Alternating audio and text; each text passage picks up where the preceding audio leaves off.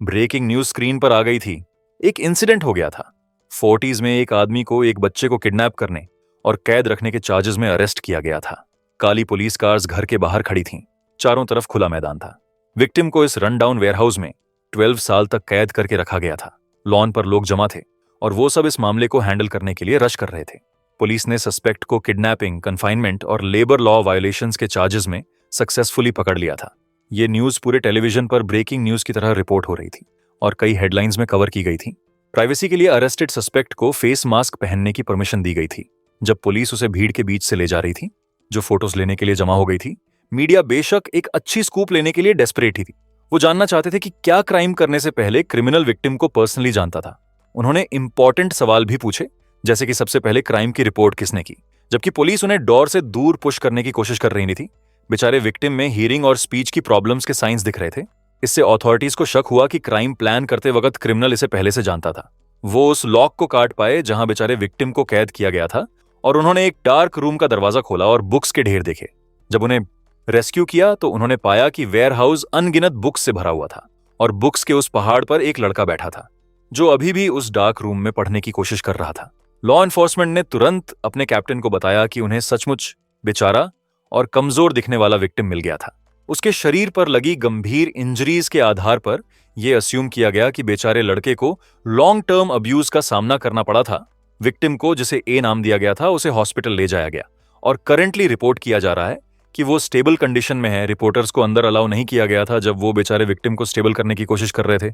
कुछ मीडिया वालों ने प्रोटेस्ट करने की कोशिश की और कहा कि वो हर्ट हो गए हैं तो उन्हें भी मेडिकल ट्रीटमेंट चाहिए। शिनवुजिन 18 साल का था। उन्होंने आखिरकार विक्टिम का नाम कंफर्म कर लिया था। लड़का इंटेंस मालन्यूट्रिशन और कई एक्सटर्नल इन्फेक्शन से सफर कर रहा था। ब्राइट आइज वाला खूबसूरत लड़का एडोरेबल लग रहा था जब वो लंबे समय बाद पहली बार ब्राइट लाइट में देख रहा था।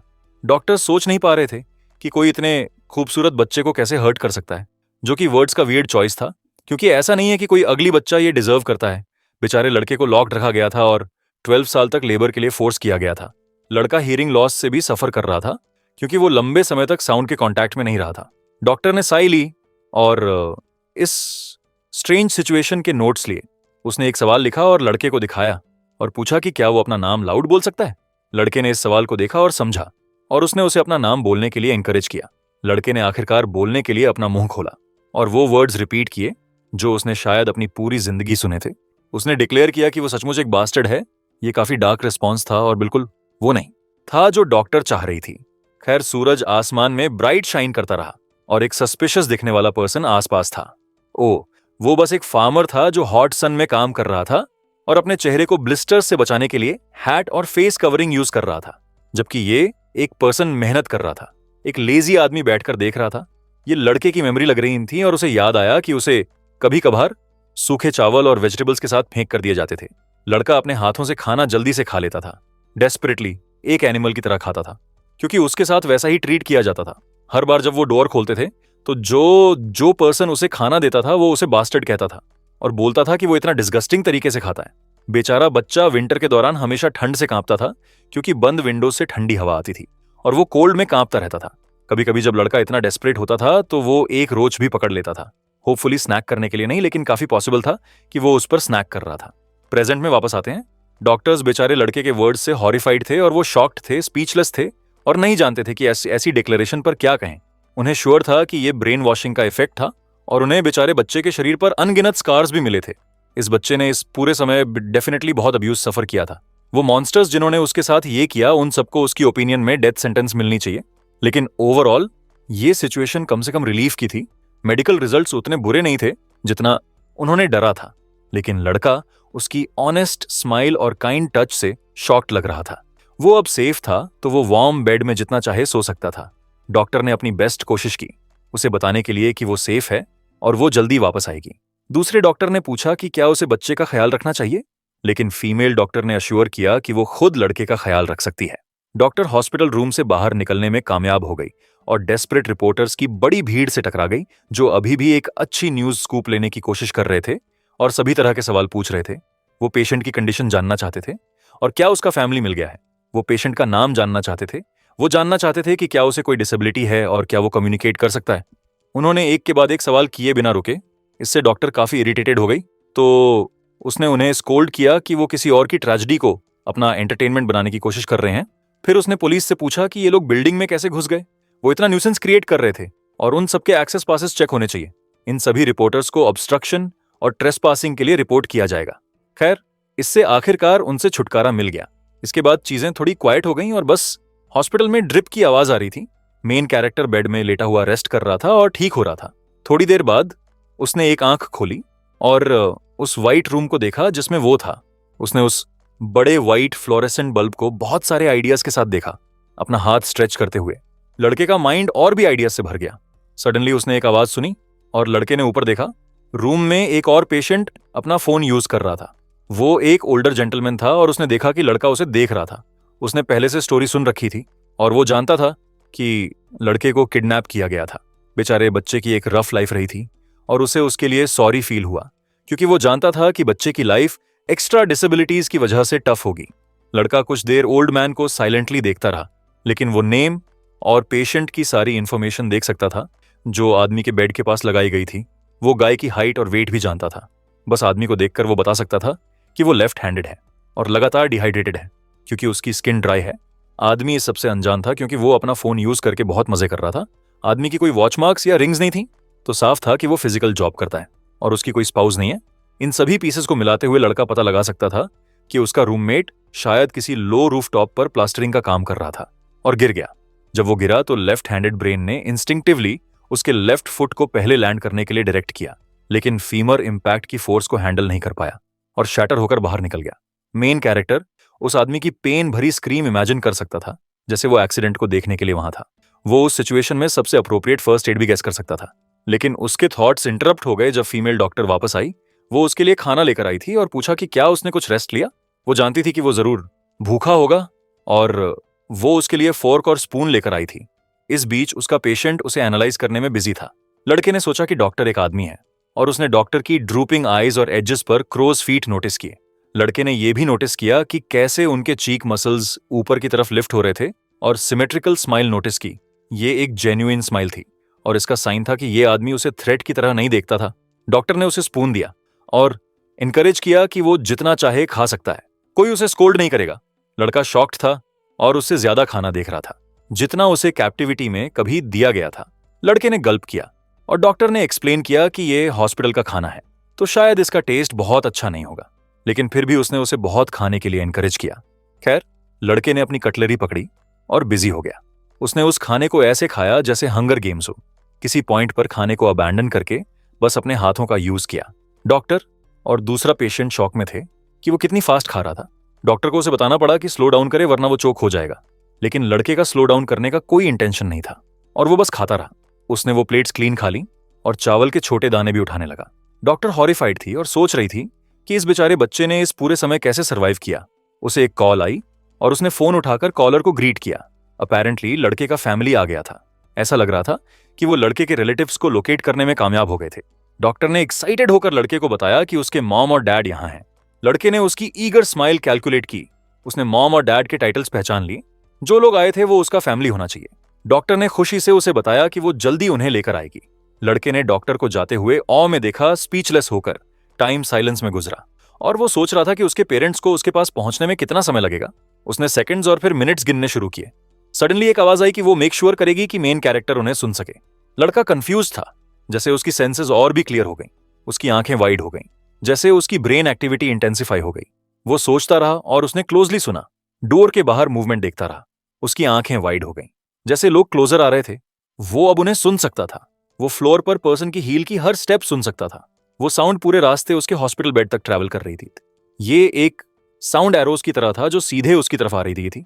लड़के की आंखें वाइड हो गईं, जैसे उसकी हियरिंग सडनली इतनी बेटर हो गई और सडनली सब कुछ इतना लाउडर साउंड करने लगा। पेशेंट की स्टेबिलिटी उनकी टॉप प्रायोरिटी थी। उन्हें मेक श्योर करना था कि वो शॉक ना हो। लड़का स्पीचलेस था जैसे वो सुन रहा था और फिर वो अंदर आने के लिए रेडी थे। उसकी आंखें वाइड हो गईं और उसने उन लोगों को देखा जो अंदर आए, एक वुमन और एक मैन। उनके चेहरे स्माइल्स से ब्राइट हो गए। जब उन्होंने उसे देखा वुजिन को कॉल करते हुए, वो उसकी तरफ रश किए, उसे अपना सॉन कॉल करते हुए। भले ही डॉक्टर ने उन्हें बेचारे लड़के को शॉक न करने के लिए कहा था, लड़के ने उन दो लोगों को अपनी आर्म्स ओपन करके बड़े हग्स के लिए पास आते हुए देखा। मेन कैरेक्टर एक लविंग मदर और जॉयस फादर द्वारा एम्ब्रेस किए जाने से सरप्राइज्ड हुआ।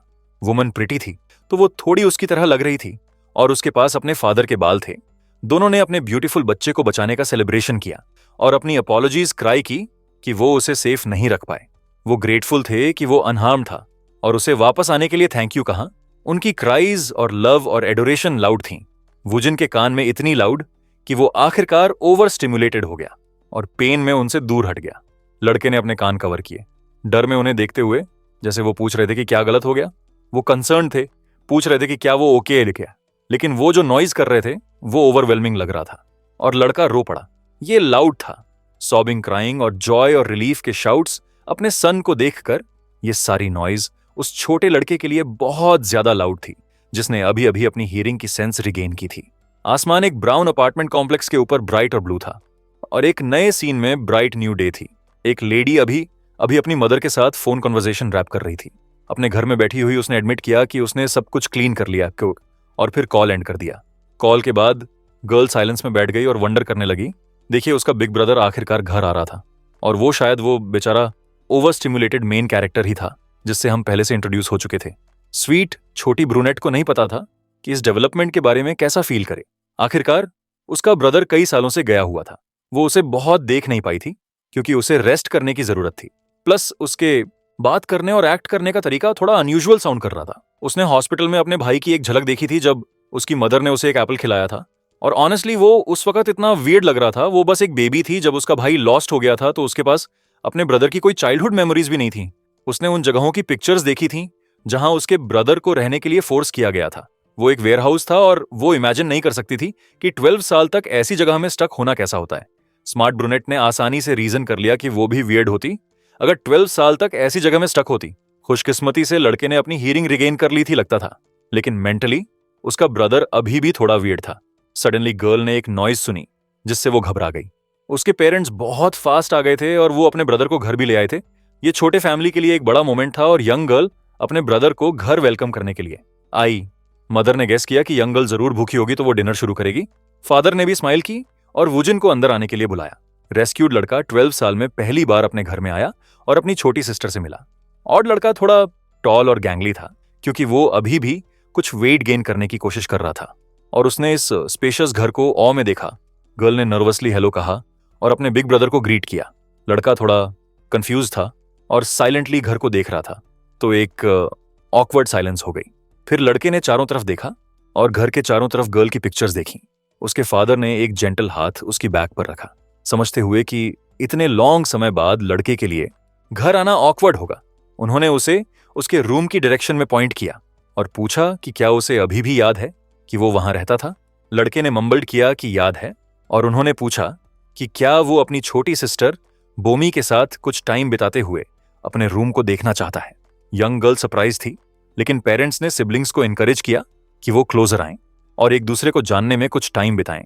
सिस्टर डिनर प्रिपेयर करने में हेल्प करना चाहती थी क्योंकि वो अभी भी अपने ब्रदर के आसपास थोड़ी नर्वस थी, लेकिन अपने ब्रदर के साथ टाइम बिताना हेल्पिंग का पार्ट माना गया तो वो नो नहीं कह सकती थी।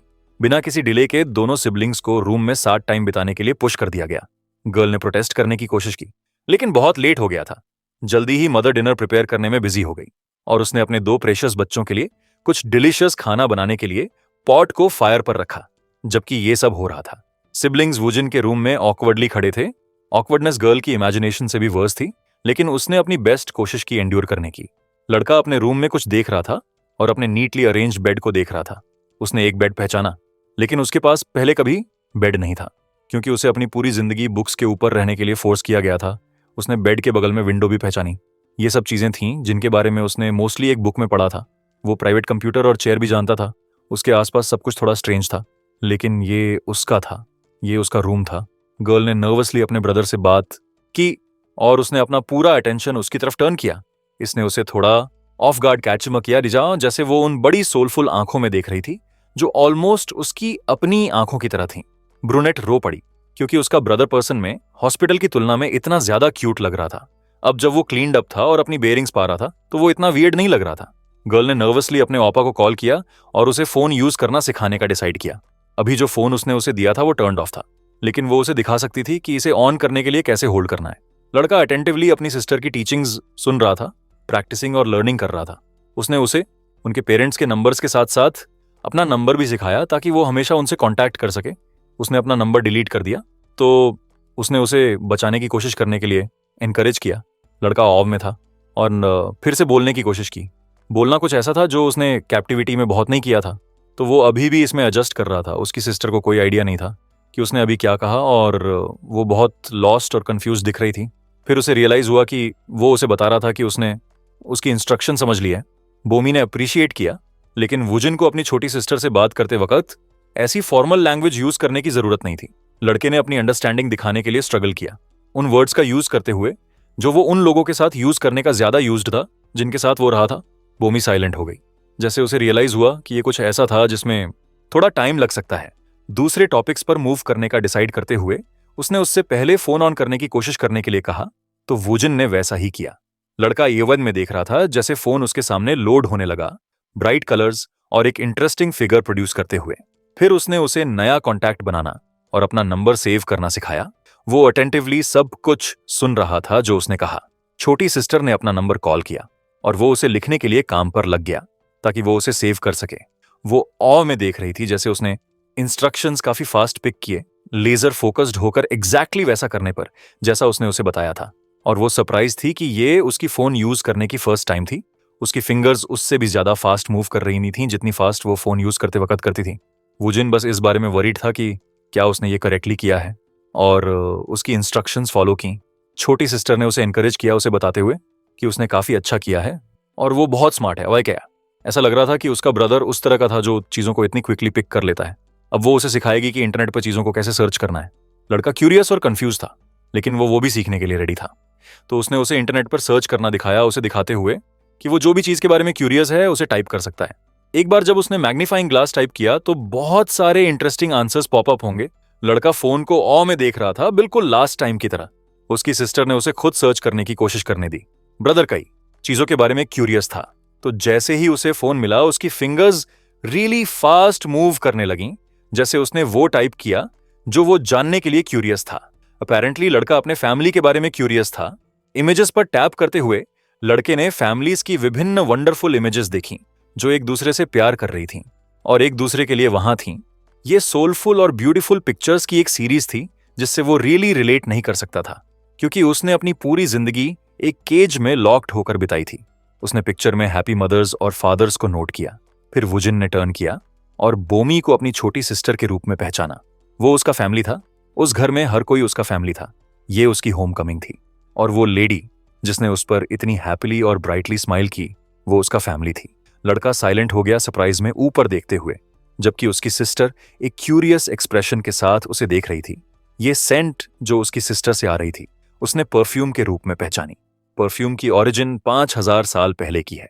इसे पहली बार रिलीजियस सेरेमोनीज में डिवाइन के साथ कम्युनिकेशन के मीडियम के रूप में यूज किया गया था।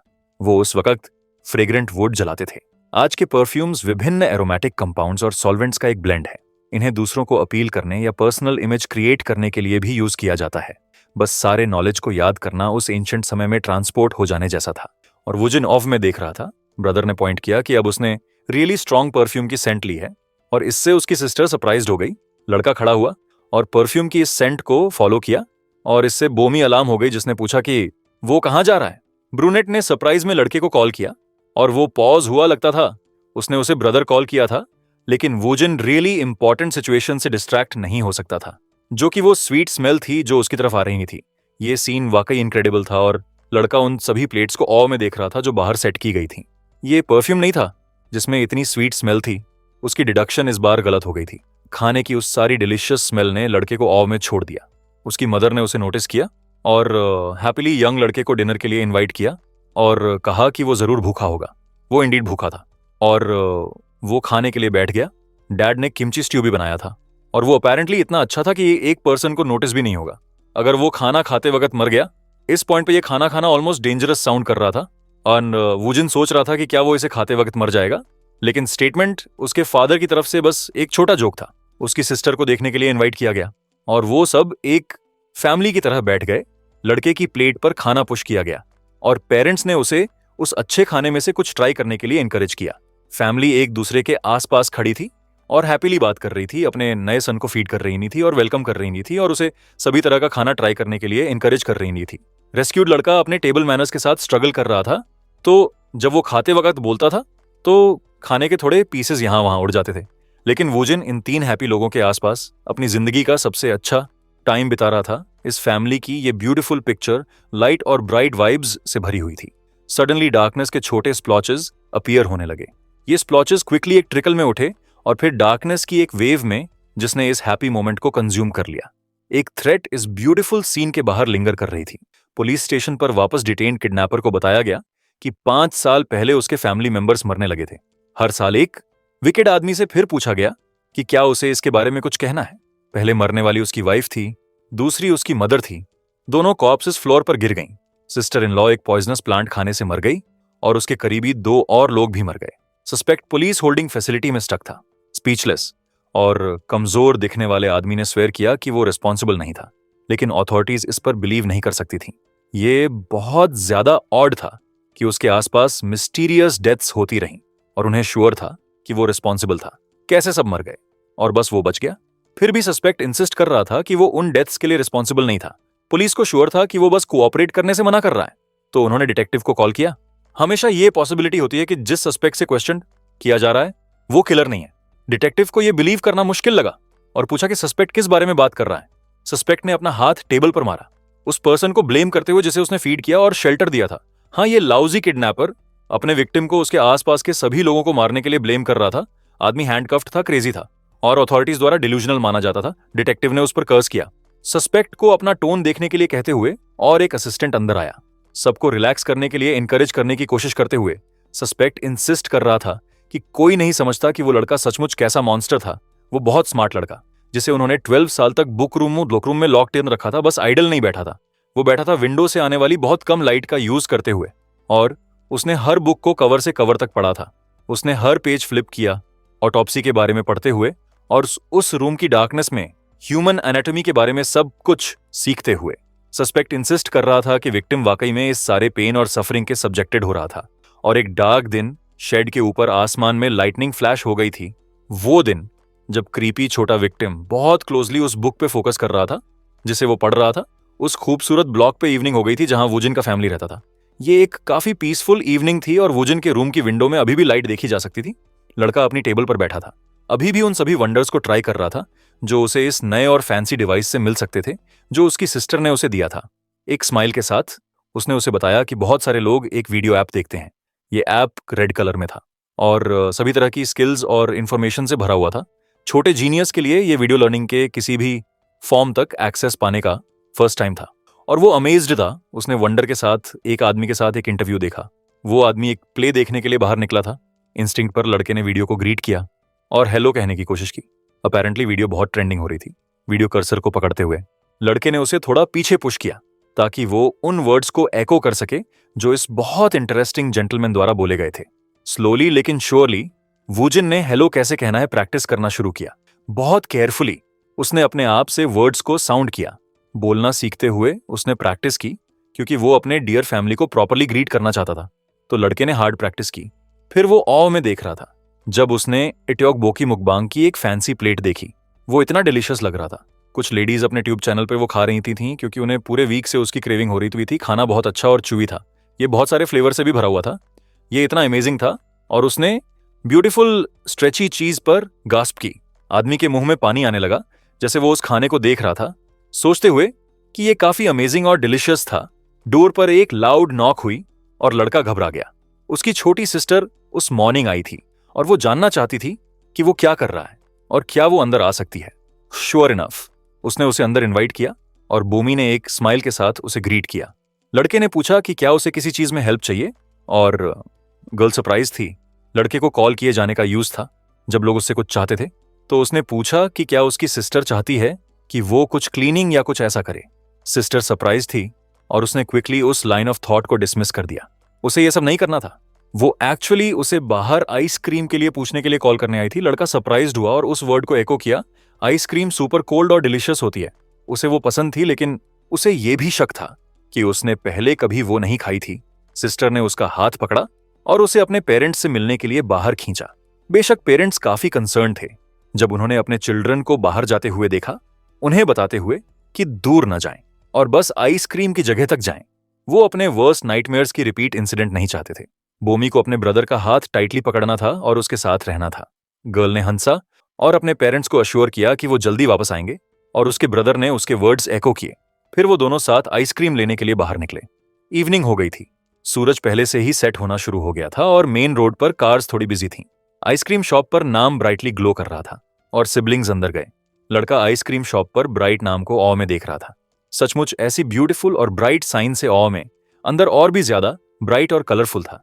ये वुजन के लिए एक जगह पर इतना प्रोड्यूस देखने का फर्स्ट टाइम था। उसकी सिस्टर ने उसे अपने साथ रहने के लिए कॉल किया ताकि वो लॉस्ट ना हो जाए। उसने उसे एनकरेज किया कि वो जो भी खाना चाहता है पिक करे।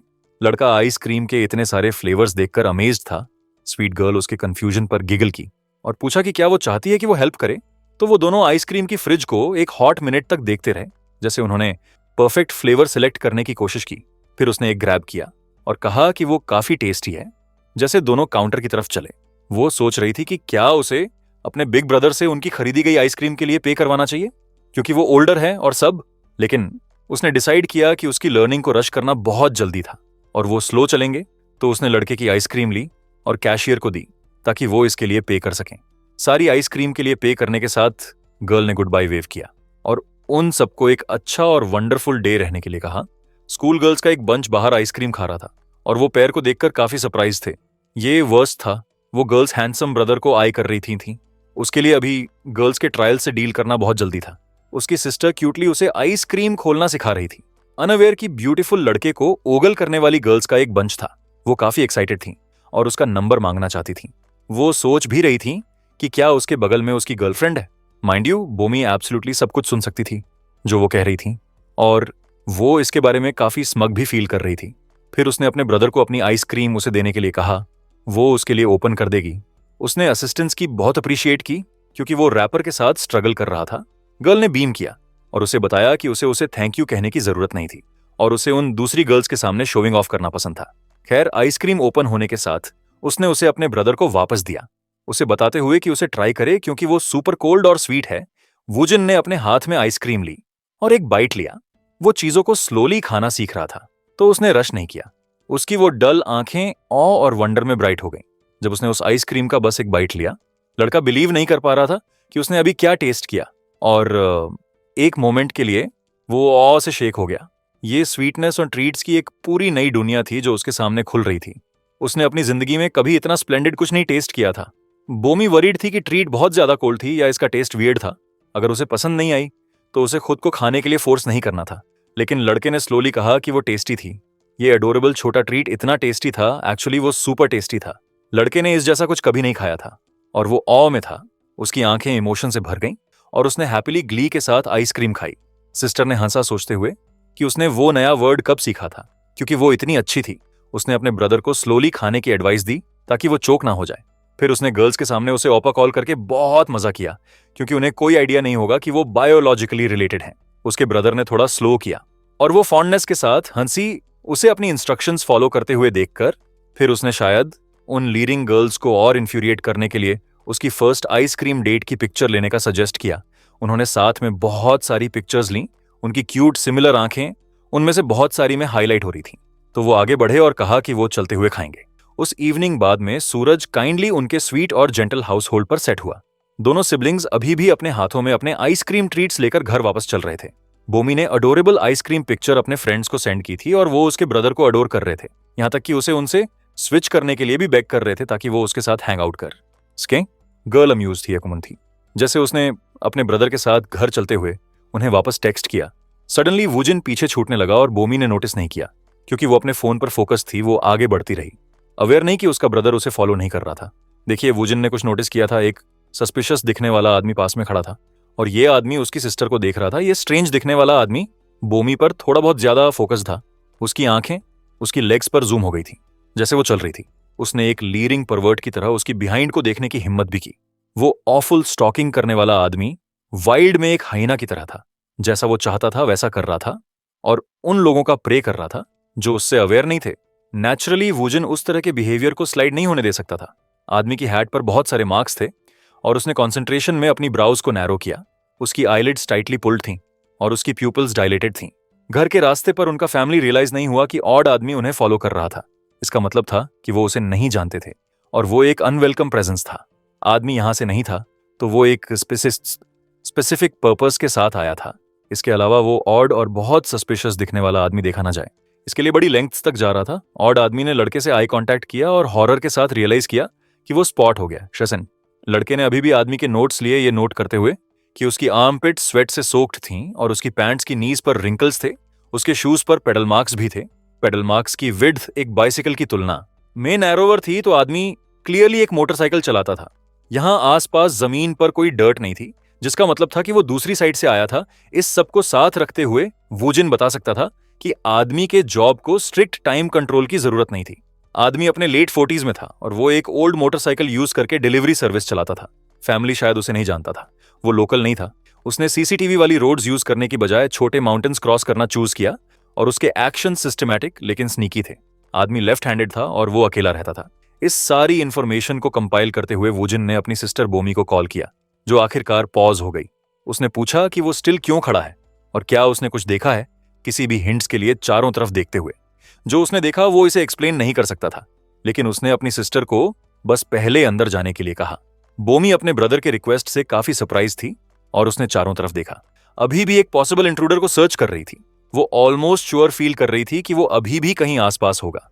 गर्ल ने फिर से अपने ब्रदर से पूछा कि क्या उसने कुछ देखा, लेकिन उसने अभी भी इंसिस्ट किया कि वो चाहता था कि वो पहले अंदर जाए। खैर, रात को उसे अकेला बाहर छोड़ना बहुत ज्यादा लेट हो गया था।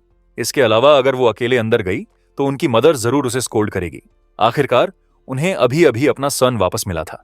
कोई भी उसे फिर से खोना नहीं चाहता था।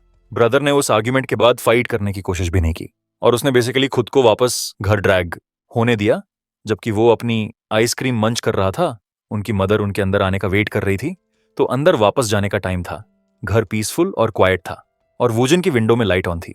सडनली विंडो के बगल की स्ट्रीट लाइट बाहर चली गई और नेबरहुड थोड़ा डार्कर लग रहा था। एक और स्ट्रीट लाइट रात की डार्क में ब्राइट और ब्रिलियंट जल रही थी, अपनी ब्रिलियंट बर्निंग हीट की तरफ मॉथ्स को अट्रैक्ट करते हुए। उस डार्कनेस में जो देश के ऊपर 1 माइल स्ट्रेच कर रही थी, एक रूम की साइलेंस में एक क्लॉक टिक कर रही थी। वुजिन अपनी विंडो पर खड़ा था, उस डार्कनेस को कॉन्टेम्पलेट करते हुए, जैसे वो स्लीप के अपने नेबरहुड के ऊपर फॉल होने का वेट कर रहा था। ये उसका फैमिली था। उसके इस वंडरफुल और हैप्पी लाइफ को इंट्रूडर्स के साथ शेयर करने के कोई इंटेंशंस नहीं थे जो उसे मिली थी। ऐसा लग रहा था कि वुजिन के हेड में एक और वॉइस थी, एक वॉइस जिसने पूछा कि क्या वो उस स्ट्रेंज गाय के पास रन अप करने और उस पर येल करने जा रहा है, मॉकिंग करते हुए और पूछते हुए कि क्या वैसा ही उसने अपने फैमिली को प्रोटेक्ट करने की प्लान की थी। अपने फैमिली को प्रोटेक्ट करने के कई वेज थे। इसके अलावा डार्क वॉइस एक मॉन्स्टर था जो इस दुनिया में बिलोंग नहीं करता था। डार्क वॉइस ने इंसिस्ट किया कि उसने जो किया वो उस रूम की डार्क में सर्वाइव करने के लिए किया था। अगर लड़का उतना ही नाइव होता जितना डार्क वॉइस था तो वो ऑलरेडी मर चुका होता। वुजिन ने इंसिस्ट किया कि वो अपने खुद से सर्वाइव कर सकता था। डार्कनेस को कभी इस दुनिया में बॉर्न ही नहीं होना चाहिए था। रात की डार्क में बारिश होने लगी और वुजिन डार्क आसमान को देख रहा था। वॉइस उसे मॉक करना जारी रखी एक मॉन्स्टर कॉल किए जाने से अनॉयड होकर। लेकिन अगर डार्क वॉइस एक मॉन्स्टर था तो इसने वुजिन को क्या बनाया, ये कहते हुए कि वुजिन उससे किसी भी चीज में बेहतर नहीं है। डार्क वॉइस ने विंडो में एक मॉन्स्ट्रस फॉर्म की शेप ली। लड़के ने रिप्लाई दिया कि उसके पास उसका बॉडी है और वो इस बॉडी का मास्टर है। डार्कनेस बस एक और सेल्फ था जो उसने डेस्परेशन के एक मोमेंट में क्रिएट किया था। डार्कनेस ने हंसा लड़के से पूछते हुए कि क्या वो सोचता है कि वो उसमें रहने वाली डार्कनेस का पूरी तरह से ऑपोजिट है। वो दोनों एक ही बॉडी शेयर करते थे, तो डार्कनेस को भी उस वेसल को अपना कॉल करने का राइट था। एंग्जाइटी और फियर वो चीजें थीं जो इस मॉन्स्टर को फीड करती थीं। जब भी फियर और एंग्जाइटी अंदर आती थी, ये मॉन्स्टर उस पर कंट्रोल कर लेता था, जैसे उस पर कोई पोजेशन हो गया हो। लेकिन अब वुजिन डार्कनेस को कंट्रोल कर सकता था। वो इसे अपने सबकॉन्शियस से समन कर सकता था और वो अपने नॉलेज को मैक्सिमाइज कर सकता था। अब वो और डार्कनेस एक ट्यून में काम कर सकते थे। ऑलमोस्ट एक ही और सेम शार्प फैंग्स वाला फियर्स बीस्ट जो उसके अंदर रहता था, उसे अभी भी टेम किया जा सकता था। आज उसने डार्कनेस को आगे आने के लिए कॉल किया। एक अगली बीस्ट उसके फैमिली का हंट कर रहा था और वो इसे स्लाइड नहीं होने देगा। वुजिन की ब्राइट आंखें डल हो गईं जब मॉन्स्टर ने कंट्रोल ले लिया, अपनी नेक क्रैक करते हुए और स्ट्रेच करते हुए जैसे इसने उसका फॉर्म ले लिया। नेबरहुड के बाहर अभी भी ब्राइट लाइट्स ऑन थीं। अभी भी पोरिंग रेन में एक अनवेलकम फिगर उनके घर के पास खड़ा था। क्रीचर स्माइल किया ये देखकर कि उनका टारगेट इतना काइंड था कि खुद उनके सामने आ गया। लड़का अपने डोर की तरफ टर्न हुआ। वो अपेरेंटली फ्रंट डोर से जाने वाला था, लेकिन इसमें बहुत सारी प्रॉब्लम्स थीं। उसने बहुत क्वाइटली अपने घर का डोर खोला और डार्क की क्वाइट में बाहर स्टेप किया। समहाउ ऐसा लग रहा है कि वो सक्सीड हो गया और बारिशें ऊपर से पोर होती रहीं। नेबरहुड लाइट रेन से कवर्ड था जो हर रूफ पर गिर रही थी। जैसे बारिश नीचे आ रही का थी। मॉन्स्टर अपने टारगेट से मिलने के लिए नीचे आया। लड़का तब तक बाहर स्टेप करता रहा जब तक वो लास्ट फ्लोर तक नहीं पहुंच गया और उसने उस स्ट्रेंज फिगर की तरफ टर्न किया जो बारिश में खड़ा था। आदमी वहां साइलेंट खड़ा था, अपनी डार्क अम्ब्रेला के नीचे, डार्क में भी डार्क कपड़े पहने हुए। लड़के ने अपने स्टेप्स में फॉल्टर नहीं किया। जैसे वो सीधे आदमी के पास चला गया और आदमी ने अपना चेहरा दूसरी तरफ टर्न करने की कोशिश की। अभी भी इस वक्त कॉन्फ्लिक्ट से अवॉइड कर रहा था। डिस्पाइट एक शेमलेस स्टॉकर होने के बावजूद वो एम्बैरेसिंग था। खैर, लड़का उसके पास्ट चला गया। आदमी को उसकी गार्ड थोड़ी लेट डाउन करने देने का डिसाइड करते हुए उसने अपने हाथ में कुछ बारिश कैच की यूनिवर्स एक गिफ्ट को एडमायर करते हुए अपनी प्रेजेंस को हाइड करना भी एक स्किल थी। आदमी वेल प्रिपेयर्ड था और उसने ये एग्जैक्ट डे प्लान किया था। आदमी शॉक्ड था लड़के को उसे देखते हुए, देखकर पूछते हुए कि उसका मतलब क्या है। मॉन्स्टर बिल्कुल भी अम्यूज्ड नहीं था, कंप्लेन करते हुए कि स्टॉकर इस पूरी चीज को थोड़ा बोरिंग बना रहा है। आदमी स्पीचलेस और अलार्म था। फिर उसने बच्चे से पूछा कि वो कौन है। आदमी की अपनी अम्ब्रेला पे ग्रिप टाइट हो गई। वो काफी डेंजरस था। मॉन्स्टर ने स्माइल की आदमी के सवाल को मॉक करते हुए। नेबरहुड के उस कॉर्नर पर लाइट्स ऑफ हो गईं और क्रीचर ने हंसा कहते हुए कि वो सवाल हर्ट करता है। क्रीचर इस आदमी को अच्छी तरह से जानता था। आदमी ने लंच में जजंगम्योन खाया था। आखिरकार आदमी खाना डिलीवर करता था और उसने अपनी मोटरसाइकिल पर हिल्स क्रॉस की। आदमी इस इन डेप्थ एनालिसिस से शॉक्ड था और लड़का क्लोजर स्टेप किया। वो जानता था कि ये पर्सन उनके विल्ला के चारों तरफ एक स्ट्रे डॉग की तरह क्रीप कर रहा था और बस उसकी स्लीव्स पर कैट फर था। फिर क्रीचर ने पूछा कि क्या आदमी ने प्रैक्टिस के रूप में एक स्ट्रे कैट को किल किया था। ये पर्सन जो उनके नेबरहुड के चारों तरफ स्नीक कर रहा था एक डेंजरस इंडिविजुअल था। आदमी की आंखें हॉरर में वाइड हो गईं, सभी एक्यूरेट डिडक्शन से शॉक्ड होकर, और उसने पूछा कि क्रीचर आखिर क्या है। लड़के ने अपनी उंगलियां अपने बालों में रन की और उसने स्माइल की। उसकी ब्राइट रेड आंखें अब क्यूट की बजाय डेडली लग रही थीं। वो मॉन्स्टर के रूप में बहुत अच्छी तरह से बोल सकता था और इंटेंस बारिश गिरती रही जब लड़के ने स्टॉकर को उसके स्टमक में किक किया। आदमी जमीन पर क्रैश हो गया। पेन की एक ग्रोन के साथ गिरते हुए स्ट्रीट लाइट वापस फ्लिकर होकर ऑन हो गई और आदमी का चेहरा अब एक्सपोज्ड हो गया था। जबकि लड़के ने सिक्योरिटी कैमरा को बैक किया। आदमी शॉक्ड था हॉरर में अपने अटैकर को देखते हुए और उसने गेप्ड किया। जब लड़के ने अपनी शर्ट खोली कई स्कार्स रिवील करने के लिए, लड़के की ब्यूटीफुल और पोर्सलिन स्किन दर्जनों हील्ड लैसरेशन से भरी हुई थी और आदमी की आंखें फियर से वाइड हो गईं। लाइट्स फिर से डिम हो गईं और क्रीचर ने स्टॉकर को वॉर्न किया, उसे बताते हुए कि दूसरी बार उसके सामने शो अप न करे। अगर उसने इस स्टॉकर को फिर से देखा तो ये सभी ब्यूटीफुल स्कार्स आदमी के बॉडी में कार्व कर दिए जाएंगे। आदमी बारिश के नीचे हॉरर में पीछे हटा। अगर आदमी समझ गया तो उसे एक मैगेट की तरह लर्किंग करना बंद करना चाहिए और ऑलरेडी स्क्रैम करना चाहिए। जबकि आदमी को 2 बार बताने की जरूरत नहीं थी। वो अपने पैरों पर जंप किया और भागा। बारिश पोर होती रही। जैसे लड़का वहां खड़ा था, आदमी को भागते हुए देखते हुए वो इतनी हरी में था कि उसने अपनी अम्ब्रेला भी अपने साथ नहीं ली थी। खैर, लड़के ने एविडेंस वहां छोड़ा और स्लोली अपने घर वापस जाने का रास्ता बनाया। पोरिंग रेन में स्लोली चलते हुए लड़के के ऊपर एक ब्राइट लाइट थी और उसने स्माइल की। उसके ब्यूटीफुल फेस के ऊपर लाइट की ब्यूटीफुल शाइन लेते हुए बारिश में सोख होना और अपने फोर्स की सक्सेसफुल डिफीट के बाद लाइट की वार्मथ में नहाना अच्छा था। बारिश काफी अच्छी साउंड कर रही थी। नेबरहुड के ऊपर फिर से डार्कनेस गिरी, सिवाय इसके कि ये एक स्टॉकर से फ्री थी। रात से मॉर्निंग आई और डार्कनेस से लाइट में स्लो और स्टेडी ट्रांजिशन। ब्रिलियंट ब्लू आसमान मॉर्निंग में स्ट्रेच हुआ और एक बार फिर ये वुजन के लिए अपने फैमिली के साथ बिताने के लिए एक और ब्राइट डे था।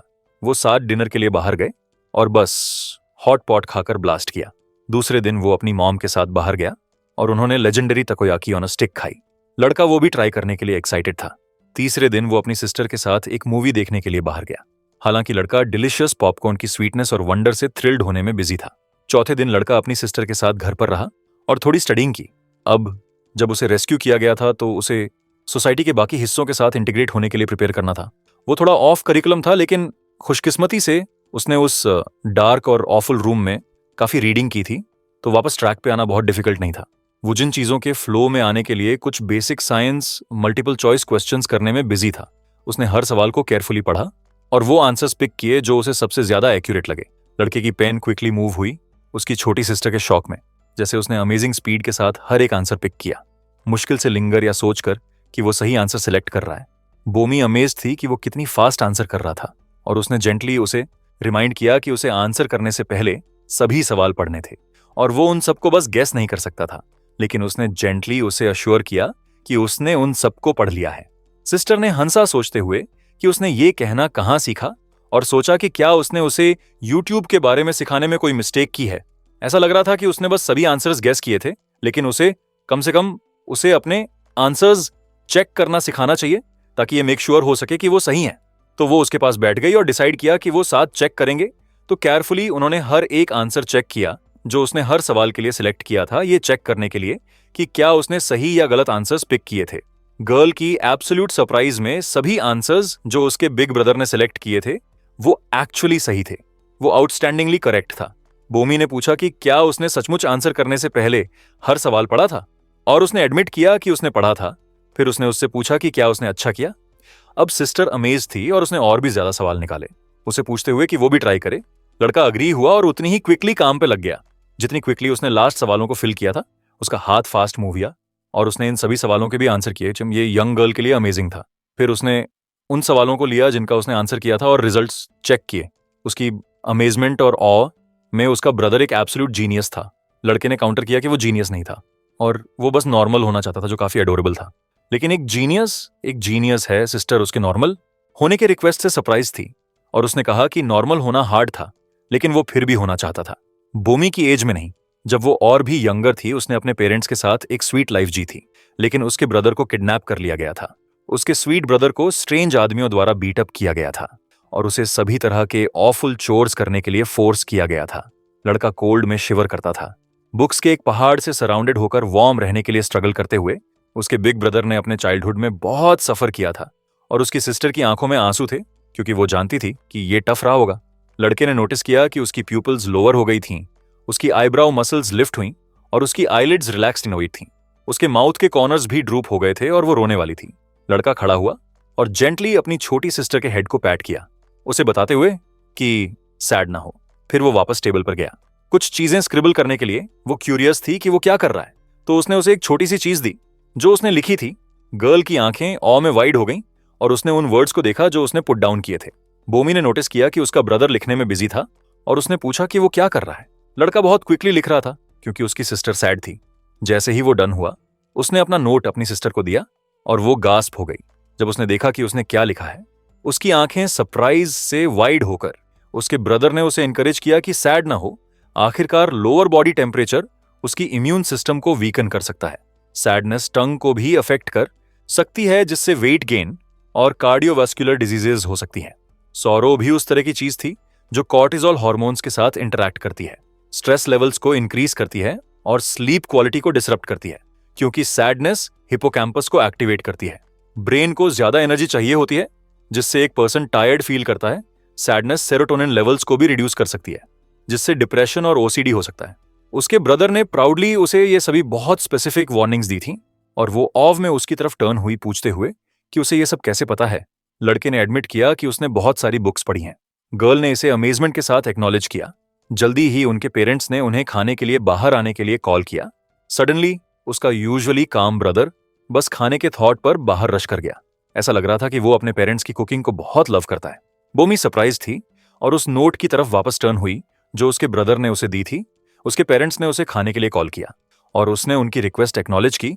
सिंपल हाउस होल्ड पर फिर से इवनिंग डिसेंड होने में लंबा समय नहीं लगा और वुजन हैप्पीली यूट्यूब चैनल्स को मॉनिटर करने के लिए वापस गया।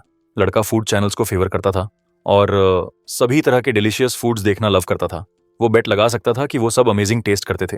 उसने ऑ में एक वीडियो से दूसरी वीडियो में फ्लिप किया, उसकी आंखें वंडर से वाइड होकर, जैसे उसने अपने फोन पर सीखने में बहुत टाइम बिताया। ट्राई करने के लिए इतने सारे अलग टाइप्स के खाने थे और वो सब इतने यूनिक और टेस्टी लग रहे थे। उसका फेवरेट यूट्यूब होस्ट फिर से वो कर रहा था और उसने हैप्पीली अपने व्यूअर्स को एक स्माइल के साथ ग्रीट किया। आज वो माला सूप ट्राई करने जा रहे थे। उसने ऑलरेडी डिनर कर लिया था, तो वो बस सूप का एक स्मॉल पोर्शन लेगी। इस लेडी के लिए एक स्मॉल पोर्शन का मतलब माला सूप की 10 सर्विंग्स था। वो सचमुच चीजों को पुट अवे करना लव करती थी। पहले वो व्हाइट ग्लास नूडल्स से शुरू करेगी और उसने अपनी चॉपस्टिक्स के साथ ये यूनिक नूडल्स स्कूप किए। वुजन अटेंटिवली देख रहा था जैसे ये स्ट्रेंजर खा रही दी थी। होस्ट ने नूडल्स पर च्यू किया। उन्हें ट्राई करते हुए उसने स्पाइसीएस्ट लेवल ऑर्डर की थी और वो इंडीड बहुत स्पाइसी थी। उसने सोचा कि इसका टेस्ट बहुत बढ़िया है और वुजन अब क्यूरियस था कि इसका टेस्ट कैसा है, फिर कॉर्न नूडल्स ट्राई करने का टाइम था। उसने बहुत थिनर नूडल्स पिक की, गास्प करते हुए जब कुछ हीटेड पीसेस उसके हाथ पर गिर गईं, लेकिन उसने अपने व्यूअर्स को अश्योर किया कि टेक्सचर इनक्रेडिबल था। अब वो इसे एक कैबेज जैसे रैप में रैप करेंगे। वुजिन की आंखें वंडर में वाइड हो गईं, जैसे उसने उसकी हर इंस्ट्रक्शन पर अटेंशन पे किया और उसकी डायरेक्शन को क्लोजली सुना। ये होस्ट एक काफी पॉपुलर यूट्यूबर थी और उसके पास सभी तरह के अमेजिंग फूड्स ट्राई करने के बहुत सारे वीडियोस थे। उसने वंडर के साथ हर एक को स्क्रॉल किया। अगली वीडियो में लेडी रमेन खा रही थी और वो इसे स्क्रैच से बॉईल करने जा रही थी।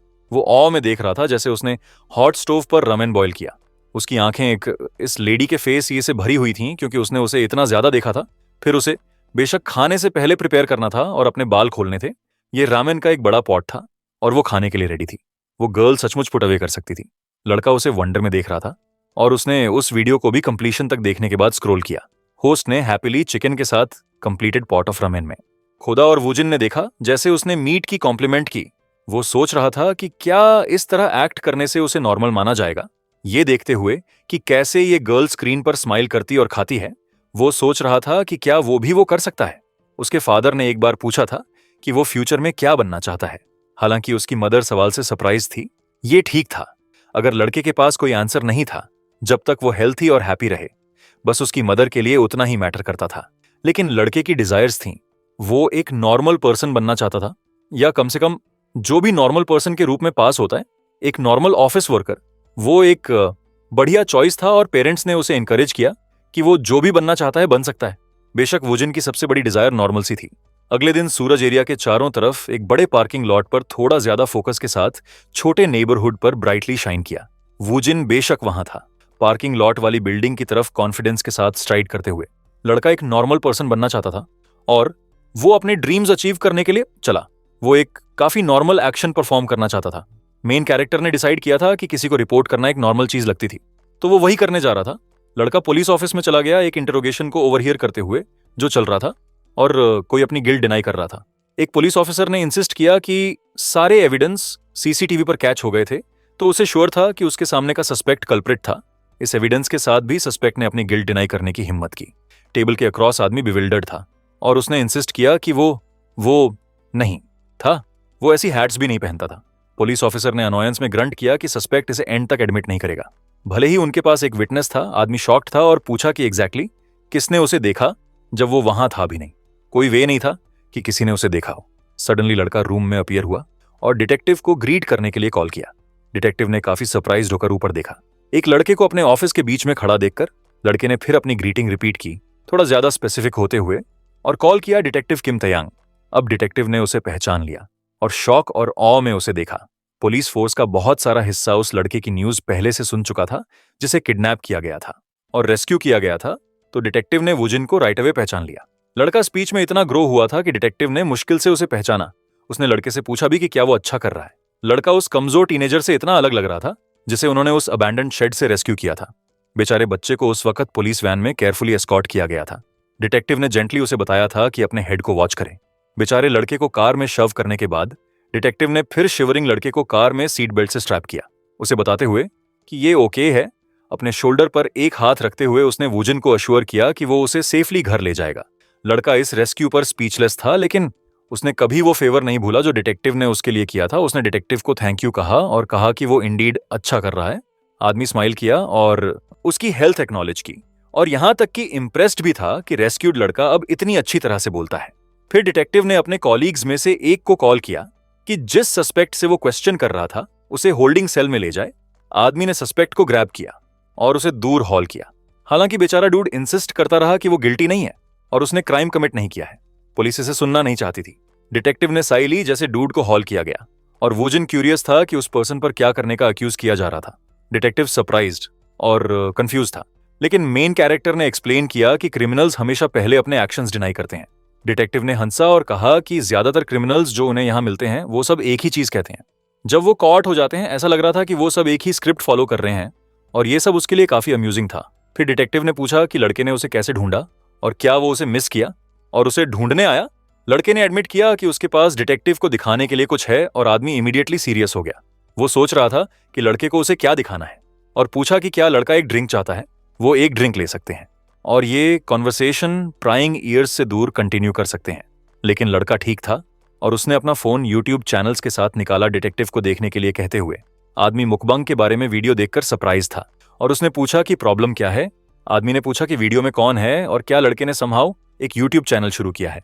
बेशक ये बस वुजिन की फेवरेट यूट्यूबर थी जो यूजुअल की तरह फूड कंटेंट कर रही थी और उसने यूजुअल की तरह अपने फॉलोअर्स को वेव किया और ग्रीट किया। ब्यूटीफुल गर्ल ने वेव किया और वुजिन ने एक्सप्लेन किया कि उसके वीडियोस देखना बस उसे खुद की याद दिलाता है। सबसे पहले उसकी आंखें अक्सर अपर राइट की तरफ शिफ्ट होती हैं जब वो अपने वीडियोस बना रही होती है, जिसका मतलब है कि वो झूठ बोल रही है। साथ ही उसकी फिंगर्स उसके लिप्स की तरफ मूव होती हैं, नर्वसनेस दिखाने के लिए, अपने हाथ को अपने माउथ पर लाना, जबकि झूठ बोलना अक्सर एक सबकॉन्शियस एक्ट होता है, झूठ को वापस लेने की चाहत का। वो वीडियोस के दौरान कभी कभी अपने लिप्स को थोड़ा बाइट भी करती है और ये टिपिकली तब होता है जब कोई एंग्शियस या नर्वस होता है। खाने के सामने नर्वस फील करना, वो थोड़ा ऑफ है आखिरकार। बेशक इस पूरे टाइम लेडी बस वरीड हो सकती है कि खाने का टेस्ट कैसा है, लेकिन कुछ ऐसा था जिसे वुजिन इग्नोर नहीं कर सकता था। उसकी आंखें वीडियो के दौरान फिर से राइट की तरफ शिफ्ट होंगी। वो कहेगी कि खाना डिलिशियस है, लेकिन उसकी आंखें एक अलग स्टोरी बताती हैं। उसके वर्ड्स और उसके एक्शंस बिल्कुल मैच नहीं करते हैं। जबकि वो खाती है वो अपने शोल्डर्स श्रिंक करेगी और लोग हंच करते हैं जब वो थ्रेटन्ड या अनकंफर्टेबल फील करते हैं। ये लिम्बिक सिस्टम एट वर्क था, एक natural self defence reaction trigger करते हुए। ये सेल्फ प्रोटेक्शन का एक फॉर्म था। अब उसकी आंखें खाते वक्त अपर लेफ्ट की तरफ मूव होंगी। ये झूठ बोलना या इमेजिन करना नहीं था। इस बार वो एक मेमोरी रिकॉल कर रही थी, लेकिन अनकॉन्शियसली अपने माउथ को कवर कर रही थी, जिसका मतलब था कि वो कुछ हाइड कर रही थी। माउथ को सबकॉन्शियसली कवर करना अक्सर कुछ कंसील करने के इंटेंट को सिग्निफाई करता है, चाहे वॉलंटरी हो या फोर्स्ड। फिर उसने नोटिस किया कि कैसे ये होस्ट पानी बॉयल करते वक्त अपने नेकलेस को टच करेगी। ये या तो स्ट्रेस रिलीफ था या साइकोलॉजिकल स्टेबिलिटी रिगेन करने के लिए एक सबकॉन्शियस एक्शन। डिटेक्टिव इस एनालिसिस पर स्पीचलेस था। एक लड़के को सुनकर शॉक्ड था जिसे उसने हाल ही में रेस्क्यू किया था।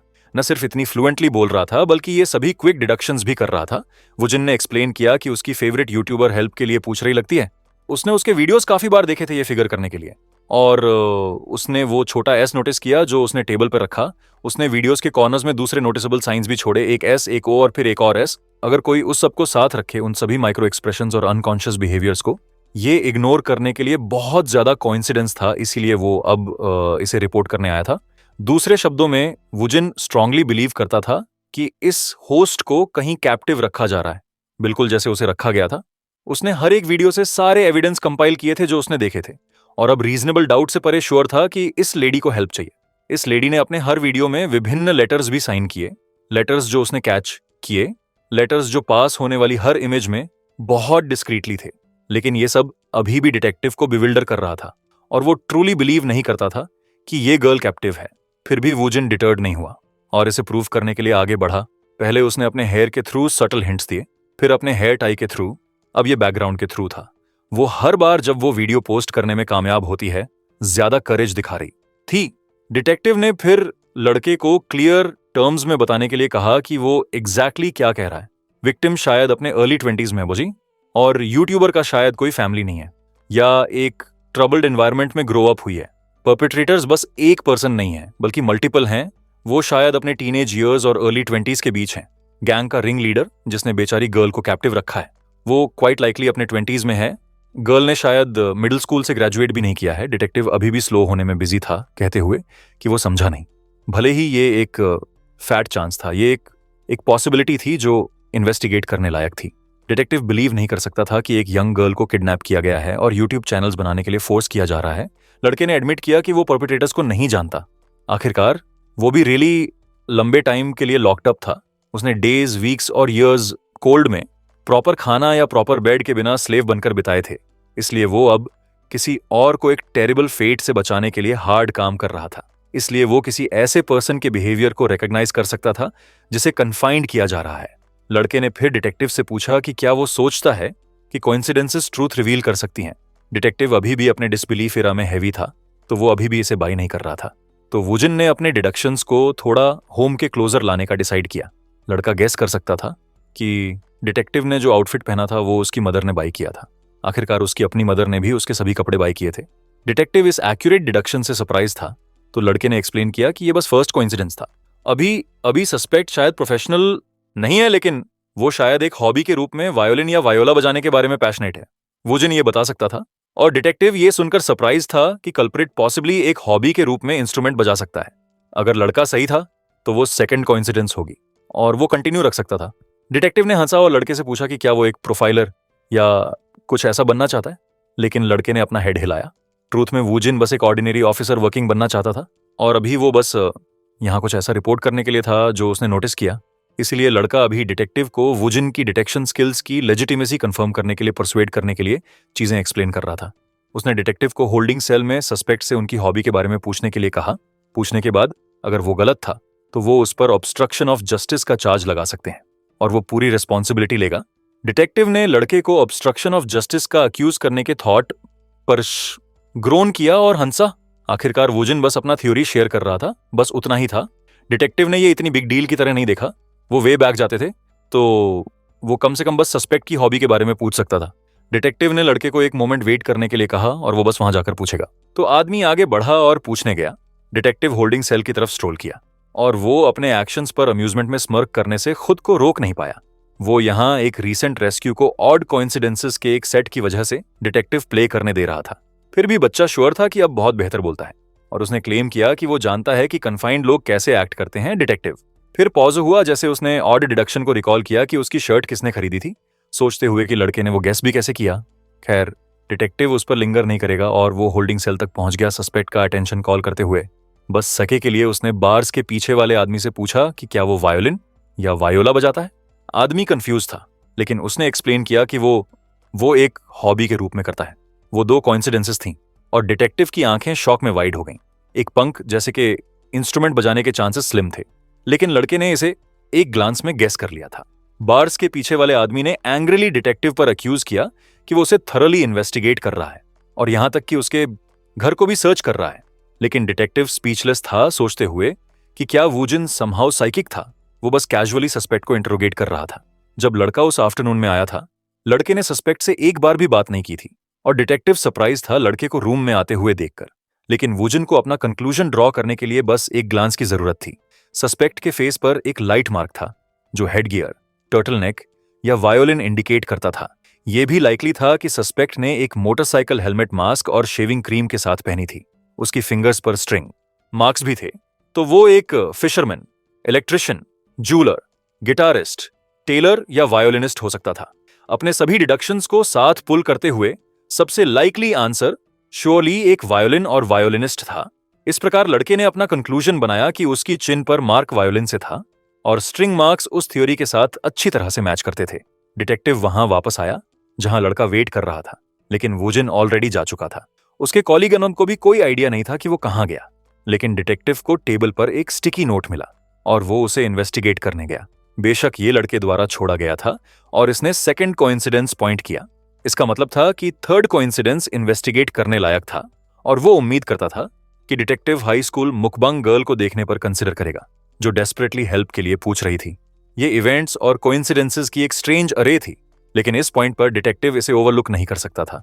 उसने अपने कलीग को कॉल किया, आदमी को बताते हुए कि हाई स्कूल मुकबंग यूट्यूब चैनल को इमीडिएटली सर्च करे। इस बीच नेबरहुड का बाकी हिस्सा काफी पीसफुली मूव ऑन हुआ। एक बस एक सर्टेन बस स्टॉप तक ड्राइव करके आई और वहां वेट कर रहे लोग अंदर जाने के लिए प्रिपेयर्ड हुए। वुजिन भी उस बस स्टॉप पर था और उसने अपना ट्रांजिट कार्ड रेडी किया, बिल्कुल जैसे उसकी मदर ने उसे सिखाया था। यह दूसरी बार था और लड़के ने अपने कार्ड से अपनी बस राइड के लिए पे किया। केयरफुली लड़का बैक सीट में घुसा और वो वहां बैठा विंडो से बाहर देखते हुए वो अभी भी ग्लास की टोस्टिंग याद कर सकता था। लड़का मीट खाते हुए बैठा था, जबकि उसके फादर और एक और आदमी ने टोस्ट बनाया।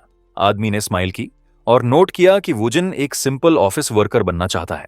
लड़के ने एडमिट किया कि वो इंडीड एक नॉर्मल ऑफिस वर्कर बनना चाहता है, जैसे कंपनी में जहां वो काम करता है।